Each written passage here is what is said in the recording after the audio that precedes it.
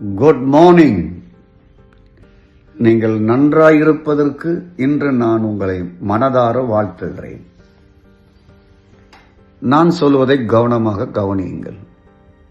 உங்களை நீங்களே குற்றம் சாட்டுகிற விதத்தில் எதிர்மறையான சிந்தையோடு உங்களுக்கு விரோதமாக வரும்பொழுது அவை தேவனிடத்திலிருந்து வரவில்லை என்பதை அறிந்து கொள்ள வேண்டும்.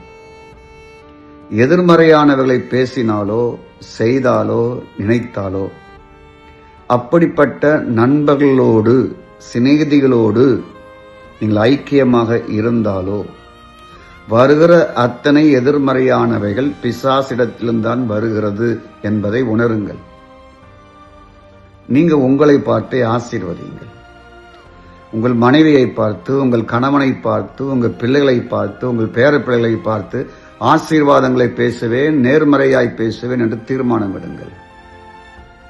மகிழ்ச்சியை பேசுவேன், சந்தோஷத்தை பேசுவேன், சுகத்தை பேசுவேன், ஆரோக்கியத்தை பேசுவேன், செழிப்பை பேசுவேன், விசுவாசத்தை பேசுவேன் என்று நேர்மறையாய் பேசுவதற்கு குடும்பமாக இந்த நாளில் தீர்மானம் எடுங்கள். உங்களை குற்ற உணர்வுக்குள் விழ செய்யும்படியே சாத்தான் முயற்சிக்கிறான். உங்களை நிந்தையும் அவமானத்திற்கு உட்படுத்த வேண்டும் என்பதை சாத்தானுடைய நோக்கமாக இருக்கிறது. நீங்கள் தண்டனைக்குள்ளும் தீர்ப்புக்குள்ளும் இருக்க வேண்டும் என்பதே அவனுடைய எண்ணமாக இருக்கிறது. ஆனால் ஒன்றை நினைவு வைத்துக் கொள்ளுங்கள், எதிரியாக பிசாசானும் தோற்கடிக்கப்பட்டான்.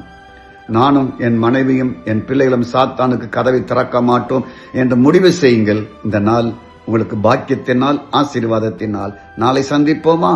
ஆமேன். நன்றி.